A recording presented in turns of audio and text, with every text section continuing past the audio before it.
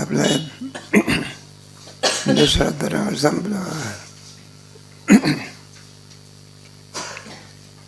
पहिल्या तरंगामध्ये अनुबंध सांगितला.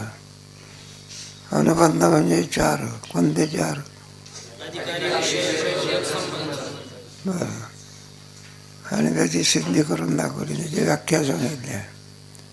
आणि प्रयोजनावरती दोन शंका उत्पन्न केल्या पहिल्या तरंगात. पहिली शंका कोणती? दुसरी विचारसागरात आहे म्हणा. अरे दुसरी बरोबर आहे. आता पहिला तरंग झाला तर कोणता तरंग? त्याच्यावर आता पूर्व पक्ष उत्तर पक्ष. अधिकारी अर्थ काय केला? पूर्व पक्ष केला ना अधिकारी संभवू शकत. मग अधिकाराची सिद्धी करून दाखवली. तुम्हाला सांगता आलं पाहिजे. दुसरं काय केलं? मग विषयाची पूर्व पक्ष पुढे त्याची सिद्धी करून दाखवली. वगैरे अधिकारी विषय पुढे प्रयोजन. प्रयोजनावर ते शंका केली. या ग्रंथाचं प्रयोजन कोणतं आहे? याच्यावर कशा शंका केल्या?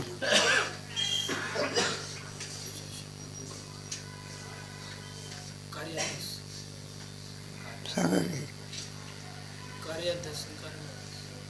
एकदम कुठं कार्याध्यास आहे का? प्रयोजनावरची शंका कोणती आहे? प्रयोजन म्हणजे मोक्ष आहे का? तो मोक्ष केव्हा संपतो? सकल दुःखाची निवृत्ती परमानंदाची. माहिती दोन शंका आहे. सकल दुःखाची मध्ये दुःख किम स्वरूप आहे? अध्यस्त आहे. आणि मग अध्यस्ताचे दोन प्रकार. कार्याध्यास. मग कार्याध्यासाचा पूर्व पक्ष उत्तर पक्ष. कार्याध्यासाची सामग्री वगैरे सगळं सांगितलं. पुढे कोणता अध्यास? त्याची सामग्री कोणती आहे? बरोबर. त्याची सिद्धी करून दाखवली. प्रयोजनावरती संबंध मग जुळून येतात आहे ना. आणि पुढे मग आता पूर्व पक्षाच्या मताने कार्याध्यास संभवत नाही, कारणाध्यास संभवत नाही. मोक्ष कशाने होतं? मग कर्माचा विचार केला. मग कर्माने मोक्ष कसा होतो हे सांगितलं. पुढे त्याचं खंडन करावं. कर्माने मोक्ष होत नाही, कशाने होतं? ज्ञानाने मोक्ष होतं. तरंग काय झाला? संपला. आता हे रहस्य आहे बघा. तेव्हा या वेदांत शास्त्राचा अधिकारी कोण?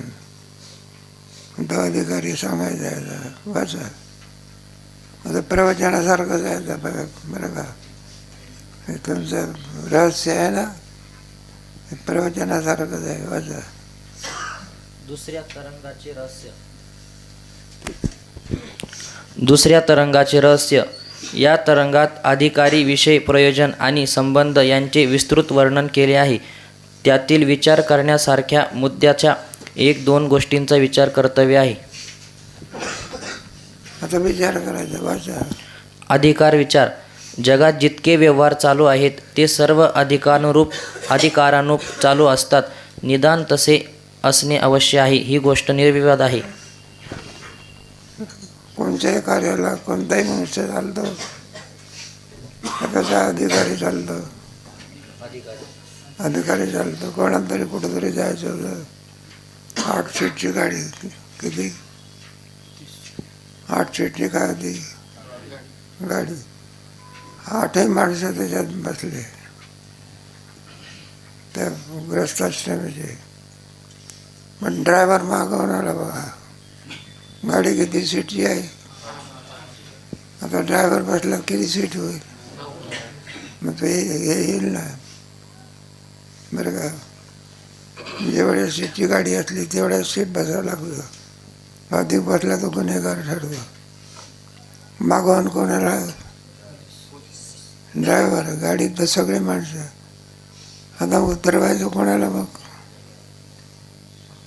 अरे उतरवायचं कोणाला?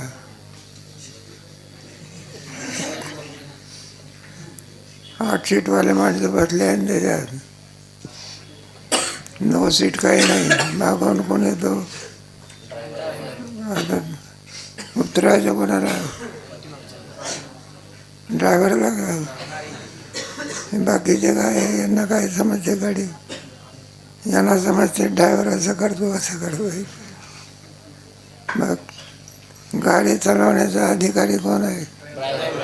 आणि बाकीचे 8 हे उगाच चहा पिण्याचे गाडी अधिकारी. अधिकारी पुरुष लागतो. कोणत्याही कार्याला काय लागतं? कोणाहीकडून कोणतंही कार्य होते का? दर्जाचा अधिकारी. वेदांतशास्त्राचा अधिकारी कोण? राज्य शकट चालविण्यास तितक्या योग्यतेचा पुरुष असेल तोच त्या राज्य शकट चालविण्याचा अधिकारी. बसच द्या. प्रपंच चालविण्यास व्यवहार चतुर पुरुष अधिकारी. शास्त्रीय शोध लावण्यास त्या जातीची बुद्धी लागते तशी ज्याची असेल तोच त्याचा अधिकारी. छापखानी चालविण्यास त्यातील बाकबगार मनुष्य. कपडे शिवण्यास शिंपी. वस्त्रे विणून तयार करण्यास कोष्टी. भांडी तयार करण्यास कासार. रांजण मडके करण्यास कुंभार अधिकारी. याप्रमाणे प्रत्येक व्यवहारात ते कार्य करण्याचे भिन्न भिन्न अधिकारी आपण पाहतो. जो ज्याचा अधिकारी असेल तोच त्याचा काय तोवर त्या वेळात तोच लागत असतो. एखादा मोठा स्वयंपाक असेल, जेवायला पुष्कळचे लोक आले, ते जेवणारे माणसं स्वयंपाकाचे अधिकारी असतात का? ते फक्त करण्याचे अधिकारी आहे, जेवणाचे. त्याला सांगितलं म्हटलं पिठलं कसं करायचं, ज्ञान आहे का तुला? मग जेवणाचा अधिकारी आहे, पिठलं करण्याचा काय नाही. प्रत्येकाला काय लागते? एका ठिकाण होतं बघा आमच्या कीर्तनमध्ये, पकवा जाऊन त्याला वाजवणारच कोण नाही. त्याच्यात एक बाई उठली. ती म्हणली बाई बराच म्हणते बाबा मी पकवाद वाजवत असते. म्हटलं चांगली गोष्ट आहे, तुम्ही वाजवत होता. म्हटलं पकवाद वाजवतं म्हणजे ते म्हणायला लागले म्हणजे थापा मारते.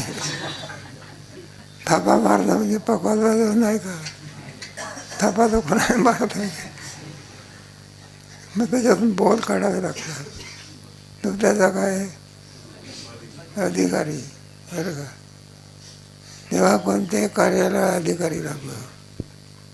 कोणी कोणाच्या अधिकारामध्ये ठेवला, अनधिकारी माणसं त्याच्याकडून कार्य होऊ शकत. तर ज्ञान असावं लागत आहे. पुढे अनाधिकारी माणसाने एखादा व्यवहार केल्यास त्या व्यवहाराचे योग्य फल प्राप्त होत नाही असा अनुभव आहे. त्याचा अधिकारीच पाहिजे. अनधिकाऱ्याकडून ते कार्य होऊ शकत. पुढे त्याचप्रमाणे वेदांत शास्त्राचा विचार करण्याचा अधिकार कोणाचा याविषयी या तरंगात विचार केलेला आहे. मला अधिकाराचा विचार केलेला आहे. ज्याने या जन्मात किंवा पूर्वजन्मामध्ये 2 दोष घालवले. 2 दोष कोणते? मल कशाने जातो? साबणाने का? अरे साबणाने मल जातो म्हणतो, कपडेचा जातो. अंतःकरणाचा मल निष्काम करावा. आहे का? कपडे इस्त्रीचे घातले म्हणजे का पाप वासना झालं असते का? चोर लोक तर तुमच्यापेक्षा ड्रेस चांगला करतात. जरा विचार करणार, त्यांच्याकडे भयंकर संपत्ती असली पाहिजे. तुमचा पोशाख तर काही वेगळा दिसतो. मग तो म्हणतो आमच्याकडे संपत्ती आहे, पण ते घाम गाळून मिळवली नाही, चोरी करून मिळवली नाही. अधिकारी पुरुषाचा लागला. म्हणून ज्याने नाही का निष्काम करून कोणता दोष घालवला, निष्काम नाही. बरोबर आहे. उपासना करून मग एवढ्यावर काम बघते का आणखी काय पाहिजे? काय करे साधनच्या दृष्ट्या साधनच्या दृष्ट्या म्हणजे कोणते शंका विचारत नाही, परीक्षेत विचार. म्हणजे 4च साधन आहे का पुन्हा आणखी पाहिजे? जाऊ द्या. पुढे प्रारब्ध प्राप्त असलेल्या स्थितीत ब्रह्मज्ञानी पुरुषाशिवाय कोणाचेही समाधान नसते. हे बघ, जो उच्च स्थितीवर पोचलेला असतो तोच समाधानी असतो. बाकीचे लोक समाधान मिळणं शक्य नाही. समानाम ब्रह्म, आदान म्हणजे अभिव्यक्ती. ज्याला ब्राह्मी स्थिती प्राप्त झाली तोच मनुष्य अधिकारी आहे. तुमच्या गीतेमध्ये दुसऱ्या तरंगात आहे काय? अर्जुनाला सुद्धा समाधान कुठे होतं? आहे ना, त्याची बुद्धी देहेंद्रियावरती होती. मग समाधान कुठे आहे त्याला? म्हणजे ज्यावेळेला शुद्ध बुद्धी झाली मग आहे बघा. त्याला म्हणायचं तुमच्या दुसऱ्या अध्यायामध्ये आहे ना, मग ब्रह्मस्थितीला प्राप्त स्थितप्रज्ञ. तुझी बुद्धी शुद्धाला ज्या वेळेला जाणेल त्यावेळेला तिला समाधी लागेल. लगेच अर्जुन म्हणतो समाधी पुरुषाची लक्षणं काय? सुंदर व्याख्या. कशा करता हे सांगितलं? फक्त तोच मनुष्य समाधानी राहतो. कोणी टेपलं असतं म्हणलं आम्हाला समाधान कसलं काय म्हणायचं असते फक्त समाधान. काय करे पेटलेल्या लाकडावरती पाय ठेवायचा म्हटलं मला जळतच नाही. वेळा असला पाहिजे.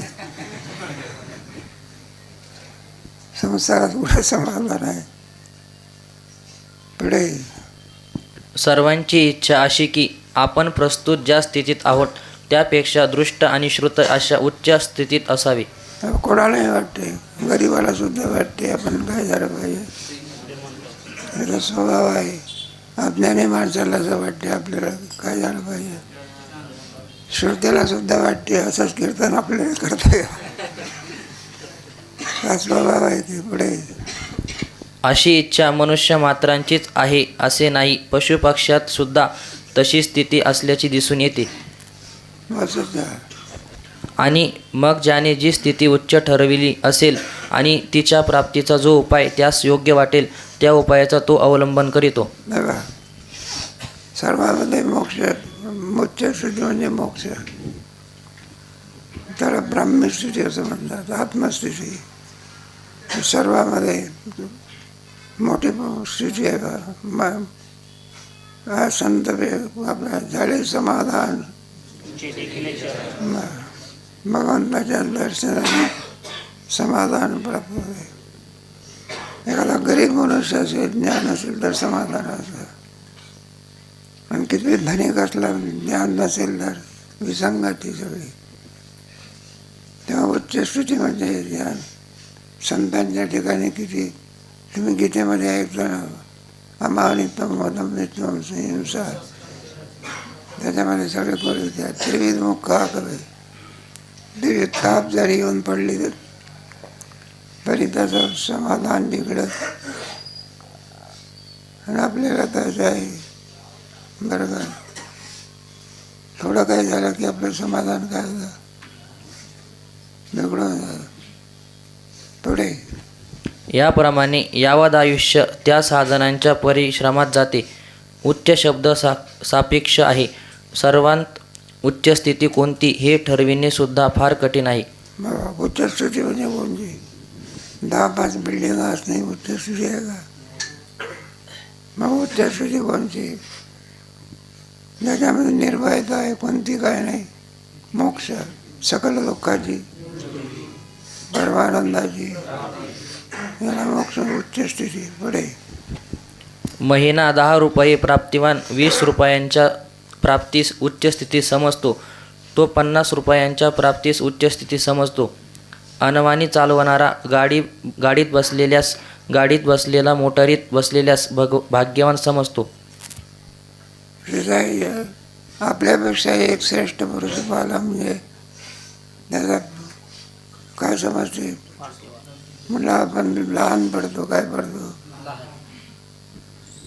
का कुठे जायचं असलं म्हणजे एखाद्याची आपली 5 लाखाचीच गाडी असते तर वाटते नाही का 15 लाखाची घेतली असती तर बरं झालं. 15 लाखाच्या वाल्याला वाटतं की ते 24 लाखाची घेतली पाहिजे आणि 24 लाखाची घेणारा मला समजतो 1 कोटीची घेतली पाहिजे. कोणी आहे त्या स्थितीत समाधान होत असे, काही इच्छा करीत असते दुसरी स्थिती प्राप्त व्हावी.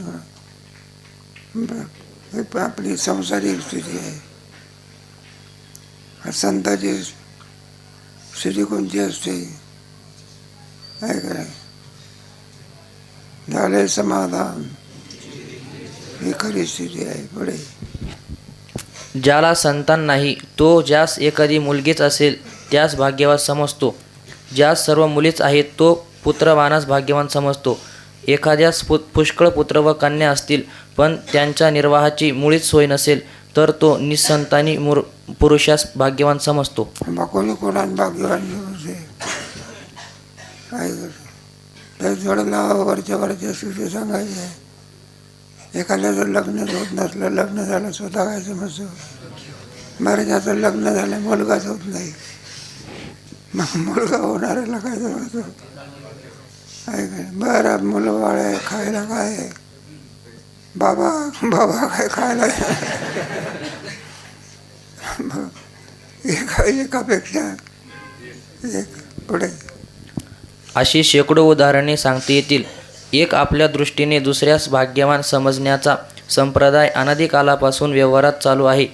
परंतु व्यवहारात अमुक स्थितीत असलेला मनुष्य भाग्यवान आहे हे ठरविण्यास अगोदर भाग्य म्हणजे काय याचाच निर्णय झालेला नसतो. हे भाग्य आहे. संसारामध्ये सुद्धा भाग्य आहे ना, नाही का. एखादा गरीब असेल त्यापेक्षा श्रीमंताला पाहिला की गरीबाला काय भाग्य. हा पारमार्थिक वेगळं बरं का.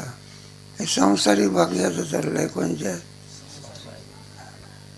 एखाद्या माणसाला रोगी असेल त्याला वाटतं निरोगी मनुष्य भाग्यवान आहे. निरोगी आहे पण खायला काही नाही, त्याला वाटते धनसंपत्तीवाला काय ह्याच्याला काय. संसारिक भाग्य कोणतं भाग्य नाही. संसारिक ते मामासाहेब गोष्ट सांगायची. एका माणसाला लग्न करण्याची फार इच्छा आहे, लग्नच जमेना बघा. इच्छा पुष्कळ पण काय जमेना. म्हणलं मामा म्हणे तरी बोलून दाखवलं. म्हणलं माझं लग्न. पुढे त्याचं लग्न काय झालं, जमलं बा. नंतर मामाला म्हणला मामा तुमच्या आशीर्वादाने आणि आमचं लग्न काय झालं. मामा म्हणले तुला कोणीच पोरगी देत नव्हता, त्या पोरीने तुला बघलं वरलं, तिचं आशीर्वाद मागला. कोणाचे अरे कोणीच तुला मुलगी काय होईना. ज्या अर्थी तुला वरलं त्या अर्थी उपकार कोणाचे मानले पाहिजे. आमचे उपकार म्हणून काय. जगात बऱ्या वाईट स्थितीत अनेक लोक आहेत पण त्यापैकी एकही मनुष्य त्यास प्राप्त असलेल्या स्थितीत मी कृतार्थ आहे असे म्हणत नाही. 2 वर्ग संसारामध्ये 2 वर्ग पडतात. एक गरिबाचा वर्ग आणि एक श्रीमंताचा वर्ग. ना गरिबालाही समाधान नाही, श्रीमंतालाही काही नाही समाधान नाही. दोन्ही प्रकार आपले. श्रीमंताला सुद्धा असे म्हटलं रात्री चोरी येईल की नाही का. अलीकडे तर वाघ यायला वाघ येऊन तेव्हा श्रीमंतालाही समाधान नाही आणि गरिबालाही सुद्धा काही नाही श्रीमंत आहे, पुष्कळचा बिल्डिंग आहे, उपयोग काय त्याचा? एवढा मोठा जवाहरलाल नेहरू बरं का, मुलगा होण्याची इच्छा पण एकच मुलगी होती. भारताचा काय होता मुख्यमंत्री. जाऊ द्या, इच्छा आहे पण त्याचं घडते का? तुमच्या आपल्या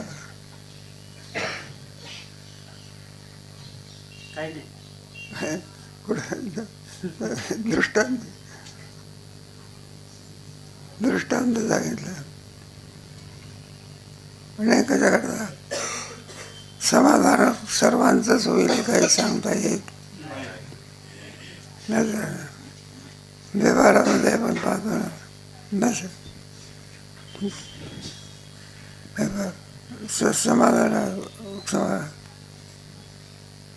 एखाद्या बोलून न सांगणं बरं. तेव्हा कशा करता हे सगळं सांगितलं? समाधानाकरता. फक्त समाधान मुक्त पुरुषाला असते, बद्ध पुरुषाला समाधान असू शकत नाही. पुढे कल्पनेपेक्षा एखादी वेळी अधिक लाभ झाला तर तितक्या वेळेपुरता आपण कृतकृत्य आहो असे एखादा म्हणतो, पण ती कृतकृत्यता क्षण मात्रच असते. ते काय वेळापुरती मी कृतकृत्य असं समजणं कुठपर्यंत असते? थोड्या वेळापुरती असते, कायमचं असू शकत नाही. माणसाला एखादा पडसा झाला, औषध घेतल्यानंतर पडसा जातो, मग कायम झालेला का? पुन्हा तसेच आहे. मग कायमचं समाधान कशाने प्राप्त करते? एखादा रोगी मनुष्य आहे, औषधी घेतल्यानंतर रोग काय झाला, बरं वाटलं का? मरेपर्यंत बरं वाटते का? मग उच्च स्थिती कोणती आहे त्याचा निवाडा चालला याच्यात. पुढे वाचा. अप्राप्त वस्तूची प्राप्ती क्षणभर कौतुक दाखविते हे खरे, पण तसल्या क्षणमात्र कौतुकापासून वाटणारी कृतार्थता ही क्षणमात्रच असणार. ज्या कृतार्थने नंतर कर्तव्य राहत नाही आणि जिच्या प्राप्तीनंतर प्राप्तव्य राहत नाही, तीच खरी कृतार्थता आणि तीच खरी प्राप्ती. हे पहा, थोडी प्राप्ती झाली म्हणजे माणसाला समाधान वाटते, वाद नाही त्याच्यामध्ये. एखादं लग्न झालं आहे, सगळं काही झालं आहे, समाधान वाटते. विसंगतपणा असेल तर समाधान राहते का? हा म्हणतो कीर्तनाला चला आणि ती म्हणते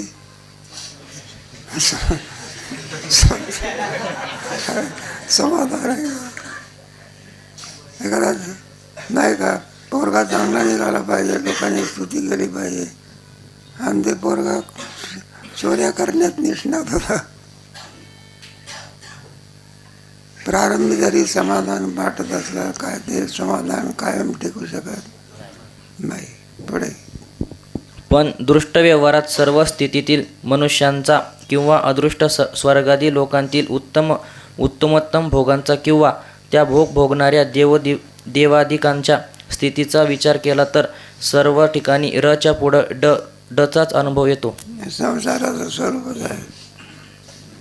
मला ते नाटाच्या अभंगामध्ये संसार सिंधू विस्तार विलंगिता किती व्हावाले दूर समाधान आहे का? रात्रंदिवस विश्रांती नाही. संसार पुढे विश्रांती नाही कुठे. काम क्रोध लोभ हे जे संसारातलं गणितच आहे का? बाप येतो घरी तर मुलगा घरून निघून जातो, मुलगा घरी येतो, बाप काय करतो? 63चा आकडा, एकाची काय होत नाही. सर्वांचा संसार सारखा असतो का? मग समाधानामध्ये भलत्या ठिकाणी भलत्या वस्तूची इच्छा करणं बरं का? इंगळावरती झोपला आहे, कोलत्यावरती, मला सुखाने झोप येईल म्हणणं शहाणपणाचं लक्षण आहे का? मूर्खपणाचं. तसं संसारामध्ये तुम्हाला समाधान पाहिजे का? त्याला येत आहे समाधानाकरता तुम्हाला मुक्त अवस्था लागते. कोणची? पिंजऱ्यातल्या पोपट्याला कुठे आनंद असतो का? मग आनंद भोगायचा असतो तो पोपट कुठं पाहिजे झाडावर, मग त्याला काय असतो पुढे. या एकंदर स्थितीवरून असे निश्चित करता येईल की ज्यापेक्षा दुसरे कोणतेही मोठे दृष्ट किंवा श्रुत सुख नाही असे सुख आपणास असावे आणि कोणत्याही प्रकारचे यत्किंचितही दुःख असू नये अशा स्थितीस उत्तम स्थिती असे म्हणता येईल. बघा त्याच्या पलीकडे आता दुसरी स्थिती आहे. तुमचा नरेंद्र मोदी आता सरपंच करता फॉर्म भरतो का तो? सगळ्यात मोठी स्थिती म्हणजे कोणती भारताचा नाही का स्थिती काय बाकीचे आहे पण आपल्या आपल्या याचे आहे.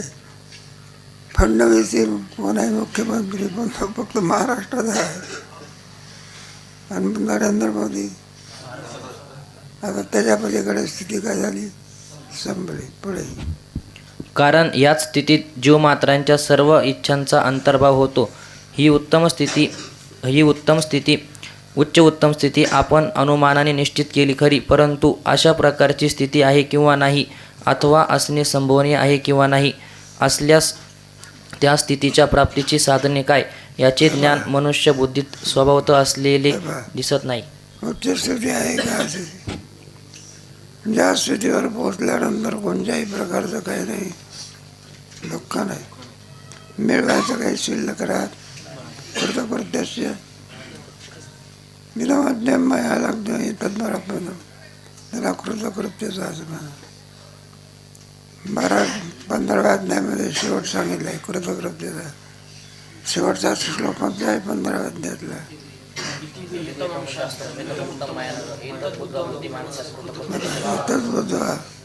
बुद्धिवांच्या कृतकृत्याच्या संसाराचं स्वरूप जाणणं आणि परमात्मा स्वरूपाशी एक होण्याला कृतकृत्यता म्हणा. नदी एखादा ओढा नदीला जरी भेटला तरी कृतकृत्य नाही. तो ओढा कोणाला भेटला पाहिजे समुद्राला, मग कृतकृत्यता आहे. त्याची वाहण्याची क्रिया काय पडते, नदी समुद्राला मिळाली म्हणजे वाहण्याची क्रिया काय पडते, बंद पडते. नदी धरणाला मिळाली मग काही कृतकृत्य आहे का, मग कशाला मिळाली पाहिजे, मग समुद्रात भिन्न राहते. अपूर्यमानम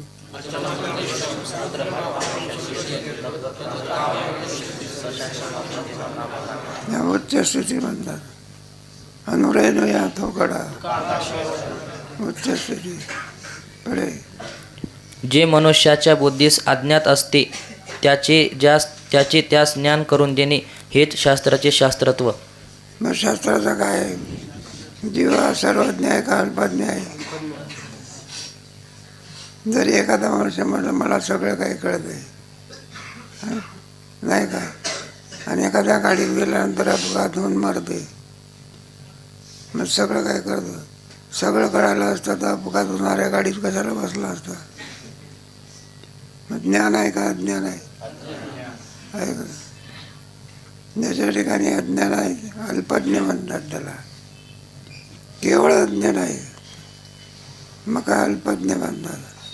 आणि सर्वज्ञ केवळ अज्ञ म्हणजे लहान मुल कसं असतं, त्याला काही समजत त्याला अज्ञ म्हणायचं, काय म्हणायचं, आणि ज्ञानोबर आहे सारखे त्यांना सर्वज्ञ म्हणायचं. आणि मधले लोक अल्पज्ञ. आपल्याला काही ज्ञान आहे का, हा का थोडाफार एखादा मनुष्य चांगलं सांगतो. ज्ञानेश्वर महाराजांनी जर ज्ञानेश्वरी लिहिली असती तर याने काय सांगितलं असतं, उपकार कोणाचे. एखाद्या शिवाजी महाराजाचे चरित्र सांगतो, लोक त्याला मान देतात, सगळं काय देतात, दक्षिणा देतात, पण शिवाजी महाराजांनी चरित्रच केलं नसतं तर याने काय सांगितलं असतं, मग उपकार कोणाचे, शिवाजी महाराज. पुढे वेदांतशास्त्र अशा प्रकारची उच्च स्थिती असल्याचे सांगून त्या स्थितीसच मोक्ष असे म्हणते. त्या स्थितीला काय म्हणायचं, मोक्षामध्ये कोणत्याही प्रकारे दुःख नाही आणि केवळ सुख आहे. साखरेमध्ये कुठं तिखटपणा आणि खारटपणा आहे का, मग काय आहे साखरेमध्ये? केवळ गोडी आहे. पुढे दुःख संबंध रहित परमानंद रूप एक वस्तू आहे. तिलाच शास्त्रात ब्रह्म अशी संज्ञा आहे. त्याला परमस्थिती म्हणतात, मोक्षस्थिती म्हणतात, ब्राह्मस्थिती म्हणतात. गीतेमध्ये नाही का तुमच्या दुसऱ्या अध्यायामध्ये, जीवनमुक्त पुरुष एषा ब्राह्मस्थिती शुद्धप्रज्ञस्य का, त्याला काय प्रजापती येता का, त्याच्या सर्व इच्छा संपवून गेलेल्या असतात. सुंदर वर्ण त्याच्या या निशा सर्व भूताना, अशी उच्च स्थिती भगवंताने दुसऱ्या अध्यायामध्ये सांगितली आहे. तिसऱ्या अध्यायामध्ये यस्य आत्मरतिरेव स्यात् आत्मन्येव संतुष्ट. त्याला काय करायचं? ब्रह्मार्पणम ब्रह्मवेद ब्रह्मा.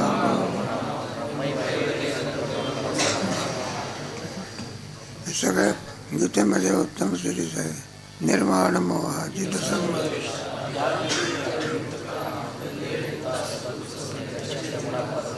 गच्छन्ति मोडा पदम आहे. ते पद त्याला काय झालेलं असते? प्राप्त झालं असते. पुढे त्याची साधना सुद्धा सांगितली ना. मोक्षाची काय सांगितली?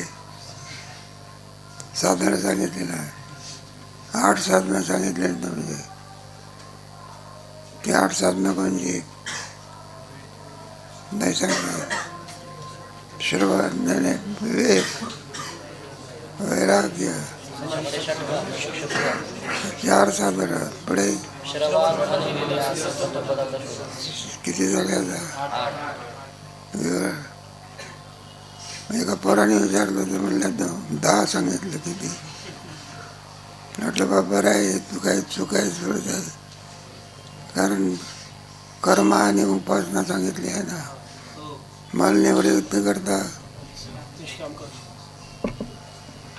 आणि मल निवृत्ती करता साबण सांगितले का? साबण आहे मळ निवृत्त करते. पण कशाचा? अनंत करण्याचा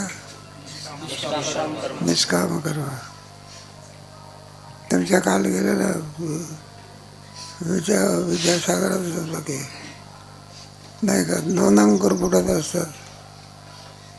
एक अंकुर कोणता? शुभ वासना. आणि दुसरा अंकुर कोणता? अशुभ वासना. मग काय करायचं? अशुभ वासना वाढवायची का शुभ वासना? हे तुमच्यात एवढेच तुम्ही स्वतंत्र आहात या बाबतीमध्ये. काय मग कर्म जर घडलं तर मग मात्र त्याचं फल मिळाल्याशिवाय. एखाद्या माणसाने चोरी केली, त्याची आई म्हणायला लागली माझ्या मुलाला सोडून द्या. आपण तुझ्या आई नक्की तुझ्या मुलाने काय केली? आई जरी रडत असली तरी शासन सोडून देते का? ते काही नाही. कर्म केलं आहे ना. मग त्या आमदाराचा मुलगा असला तरी जाऊ दे, राजकारण नको. ते काही नाही बघा. कर्म भोगूनच काय करावं लागतं? ईश्वराचा काय संकल्प आहे. शासनाचं शासन आहे. गुन्हेगाराला शिक्षा झालीच पाहिजे. मग तो काय नाही पडत. इंद्र पडली आणि चंद्र झाला. इंद्रसुद्धा चुकला का? मग सुटला का तो? ते काही नाही. गुन्हा केला ना मग शिक्षा काय झाली पाहिजे. ते सरकारी शासन आहे का जगताचं शासन आहे? ते काही नसतं. ते कशा करता चाललेलं प्रवासा. थोडक्यात सांगावायचे म्हणजे उच्च स्थिती, मोक्ष आणि ब्रह्म हे तिन्ही एकार्थवाची शब्द आहेत. हे बघ, त्यालाच आत्मज्ञान म्हणतात. आत्म्यालाच ब्रह्म म्हणतात, ब्रह्मालाच आत्मा म्हणतात. आत्म्याला ब्रह्माला आत्मा का म्हणतात? आताच व्यापन होती. जो आताही व्यापून असतो म्हणून त्याला आत्मा म्हणायचा. ब्रह्म कोणाला म्हणायचं? जे आताही म्हणाल बाहेर आहे त्याला काय म्हणायचं? ब्रह्मात ब्रह्म. हे आकाश कुठे लपते हे सांगता येत अशी स्थिती आहे, तिला ब्रह्म असं म्हणायचं. हे आपल्या थोडक्यात आहे. अधिक विचार केला तर तुम्हाला बरंच समजेल की ब्रह्मसूत्र भाष्य आहे बघा, त्याच्यामध्ये 4 अध्याय आहे. त्याचं नावच आहे ब्रह्मसूत्र. आणि त्याच्यावरती मग सर्वांच्या टीका आहे. शंकराचार्य तो कोणी 5, 7, 10 टीका आहे त्याच्यावरती. त्याच्यामध्ये असा तो ब्रह्मजिज्ञासा. आपला अभ्यास कमी पडतो ना. म्हटलं ब्रह्म कोणाला म्हणायचं? किंतत ब्रह्मलक्षणम. तुमच्या गीतेमध्ये आहे ना, किंतत ब्रह्म. एका शब्दात सांगितलं, अक्षरम ब्रह्म परम. नक्षरत इति अक्षर. अक्षणोति व्यापनोति अक्षर. असं जन्माद्यस्य येतात, ज्याच्यापासून हे सगळं उत्पन्न होते, ज्याच्यामुळे जगते, ज्याच्यातच लय पावते, असं जे तत्व आहे त्याला ब्रह्म म्हणायचं. तात्पर्य ब्राह्मी स्थिती. नाही कशाने प्राप्त होते? अर्जुना तुझा मोह जाईल तेव्हा. मोह नाही का शुद्ध स्थिती होता बरोबर. अर्जुनाला ही स्थिती प्राप्त झाली. लगेच अर्जुन मला ब्राह्मी स्थितीचे वर्णन आम्हाला करून काय करा सांगा. मग उच्च स्थिती म्हणतात. आपली जीवदशा आहे कोणती? उच्च स्थिती प्राप्त करून घ्यायची असेल तडलीतली प्रणिपादेन. घरच्या घरी भेटत असते का? त्याच्याकरता काय करावं लागतं? पुढे आहे की तुम्हाला 3रा तरंग, ते गुरुचं लक्षण वगैरे त्याच्यात सांगितलं आहे पुढे. अशा रीतीने मोक्षाचे स्वरूप शास्त्रप्रमाणाने निश्चित झाल्यानंतर त्या मोक्षप्राप्तीची साधनेही शास्त्राने सांगितली आहेत असे आढळून येईल. अर्थात त्या मोक्षाची ज्यास इच्छा असेल त्याने त्याच्या प्राप्तीकरिता साधन सामुग्रीचा संग्रह करणे अवश्य आहे. कोणत्या याला साध्य प्राप्त करून घ्यायचं असेल तर नाही का साधनं लागतात ना. एखादा उत्तम पक्वाजी व्हायचं असेल तर वाजवायला काय मांडीवर चालतं का? असं काय काय साधनाची जरूर असते ना. साध्याला काय साधन चुकलं तर साध्य होते का? मग जायचं आहे चाकणला निघाला आपल्या दिघेला, मग साधन चुकलं की मग चाकण येईल का? मग लोकांचं काय सुख कुठेही पाहतात ते साधन चुकलं बा. काय चुकलं? एक ग्रस्त आपला काहीतरी म्हातारा आपला खोलीमध्ये लिहत होता बा, आणि तो लिहत असताना काहीतरी त्याच्यात टाक होता आपला लहानसा, किंवा काही शिवत होता म्हणून सुई काय झाली खाली पडली आणि इलेक्ट्रिक लाईन गेली. सुई कुठं पडली? खोलीत. इलेक्ट्रिक लाईनमुळे काय झालं? सगळा अंधार. आणि सडकेवरची वीज चालू होती बाकी. सुई पडली कुठं? आणि शोधायला कुठं गेला? मग त्याचा मित्र होता, तो म्हणला बाबा काय शोधता? म्हटलं बाबा आमची सुई हरवली. लवकर लवकर झाला म्हटलं सापडत नाही. तासाने त्याचा पुन्हा मित्र आला. म्हणला का सापडली का सुई? म्हटलं मुळीच नाही. तोही शोधू लागला त्याला कुठे सापडे. मग त्याने विचारलं, म्हणलं तुमची सुई कुठं हरवली, कुठं पडली कुठं? म्हणलं ती घरात. शोधतो कुठे? मग सुई मिळत असते का? तसा सुखरूप कोण आहे? ब्रह्म. आणि शब्द कुठे? विषयात. मग विषयात कुठे सुख मिळत असते? काय काय दुःख बांधवडी सुखाचा विचार. सगळे लोक सुख कुठं शोधतात? काही नाही. जसे त्या जगी सर्व सुखी असा कोण आहे? पुष्कळ प्रमाणात संतांची भरपूर आहे. पुढे साधन सामुग्री म्हणजे ज्यांनी या जन्मी किंवा पूर्वजन्मी विहित धर्म अनुष्ठानाने अंतःकरण शुद्धी व उपासनेने अंतःकरणाची स्थिरता संपादन केले आहे आणि आत्मज्ञानाची इच्छा असून विवेक वैराग्य समाधी षटक आणि मुमुक्षुत्व ज्यास प्राप्त आहे तोच या वेदांत शास्त्र विचाराचा अधिकारी आहे. मग साध्या करता काय पाहिजे? साधना मग ब्रह्मस्थिती प्राप्त करून घेण्याकरता 8 साधनं आणली. कोणती कोणती 8 साधनं आहे?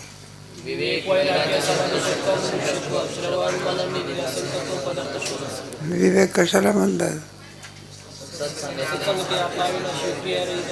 मुलाचं नाव असताना विवेक, त्याला विवेक म्हणायचं.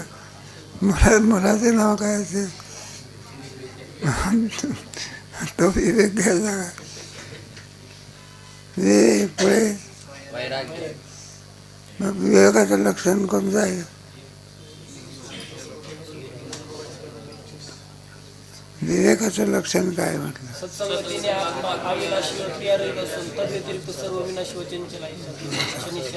आणि वैराग्य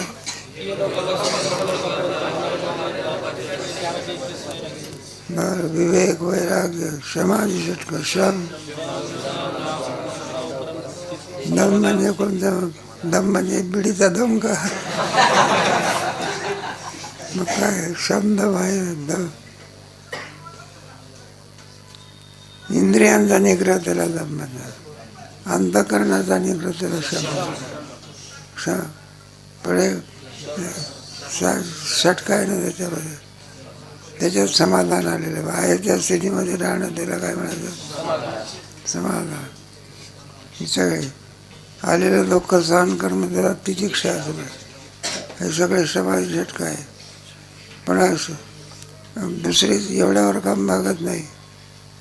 माझं कोणती पाहिजे? आहे आळंदीला आलेला आहे, आनंदाची गोष्ट आहे. पाठाला जात नाही, झोपा काढतो. काय मग कोणतं सांगितलं पाहिजे? श्रवण. नुसतं श्रवण करून काम भागतं का? मग काय झालं पाहिजे? त्याचा एक अनुवाद करता आला पाहिजे. श्रवण, मनन, निधिध्यासन, तत्त्वम पदार्थ, ही 8 साधनं कोणती आहे? ब्रह्मज्ञान प्राप्तीची. नाही काय? एखादी कार घ्यायची असेल मग 50 रुपयानं कुठं कार मिळत असते का? मग किती पाहिजे? कमीत कमी 5 लाख तरी का? 5,000ला कुठं कार मिळत असते? मग साधनाची जरुरी असते. त्याच्यामध्ये अंतरंग आणि अंतरंग म्हणजे जवळचं आणि बहिरंग म्हणजे साधनाचा सुद्धा पहिल्या तरंगात विषय केलेला. कोणत्या साधनाचा? 8 साधना तुम्हाला सांगितलं. काय अधिकाराचे कर्तव्य त्याच्यामध्ये विचार केला. आणि मग पुढे शास्त्रामध्ये सुद्धा ज्याची प्राप्ती करून घ्यावायची आहे आपल्याला, त्या गुरुची आवश्यकता आहे. पुढे 3रा तरंग श्रोत्रियम ब्रह्मनिष्ठम. पुढे त्याच्याकरता 3रा तरंग स्वतः दिलेला आहे. पुढे वाचा. असे अधिकाराचे लक्षण सांगितले आहे. अशी साधन संपत्ती ज्याच्या जवळ नसेल तो या वेदांत शास्त्राचा अधिकारीच नाही. साधन संपत्ती नसेल तर तो अधिक वेदांत शास्त्राचा काय नाही आहे का? कोणत्याही माणसाकडून कोणती इच्छा करणं साधना असावी लागत असते. साधना जर नसेल, मधुकरी मागणारा मनुष्य आहे. नाही म्हणलं मला मधुकरी कारमध्ये मागायचे, तो काही कार घेण्याचा अधिकारी आहे का? हा जो 1,00,000-1.5 लाख रुपये काय कमावतो, पैसा कमावतो, तो 25 रुपयाचे काय घेऊ शकतो? 25 रुपये नाही, 25 लाखाचे. फुकट कार मिळत असते का? साधन पाहिजे. तुम्ही एखाद्या हॉटेलमध्ये गेले, लॉजमध्ये गेले, पकवान पाहिजे असेल तर त्याचं काय द्यावं लागते? बिल द्यावं लागते. नाही का? एखादं साधं जेवण मागितलं म्हटलं जरा गोड पाहिजे, काही आईस्क्रीम पाहिजे, बरं त्याचं बिल द्यावं लागतं. पाकिट खाली असेल तर लाचा धक्का मारून हाकलून देतं. म्हणून कोणत्याही कामाकरता साधनाची काय पाहिजे? साधन नसेल तर साध्य प्राप्त होऊ शकत. पुढे 2. जगताच्या अनादित्वाविषयी विचार. जगताच्या अनादित्वाविषयी विचार केलेला आहे. जगात विचार म्हणतात त्याला. तुमच्या गीतेच्या काय 7व्या तरंगापासून 7व्या अध्यायापासून विचार आहे. म्हणलं जगत कसं निर्माण होत असं. मया आसक्त मना पार्थयुगम जन्मदाश्रय असंशयम समग्रम माम्य ज्ञानम तेहम सविज्ञानमिदम अक्रिय यज्ञात्वा मोहन त्रिवीर्गुणमयीर्भावीरेभ्य सर्वमिदम जगत. मग जगत विचार सांगितलेला त्याच्यामध्ये पराप्रकृती अपराप्रकृती 8 अंगाने विभागून होणारी कोणती प्रकृती 7व्या अध्यायात आहे ना, नाही सांगताय.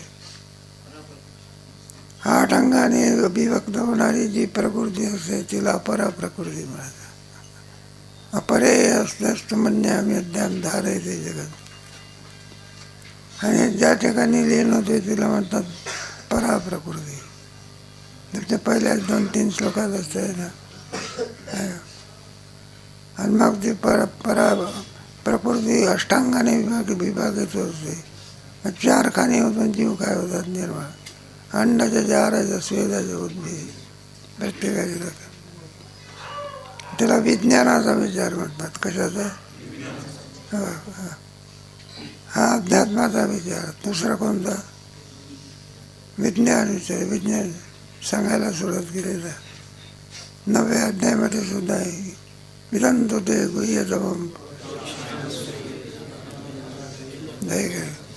मग जगत विचार.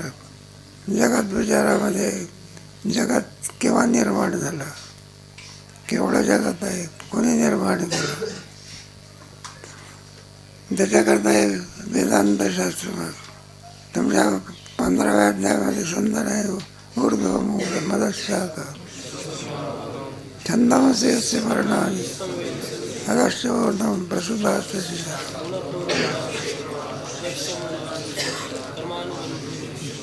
मी जगताचा जरा आरंभ आहे का म्हणलं आरंभ नाही. मग कधीतरी उत्पन्न झालं असलं मला अनादिमधनं हे शोभत नाही. त्याची कोणतंही कार्य दिसलं त्याची उत्पत्ती काय केली पाहिजे. असा जगताच्या विषयी काय करणार आहे. विचार करणार अनादित्वाचा विचार. त्याचा विचार कधी करू.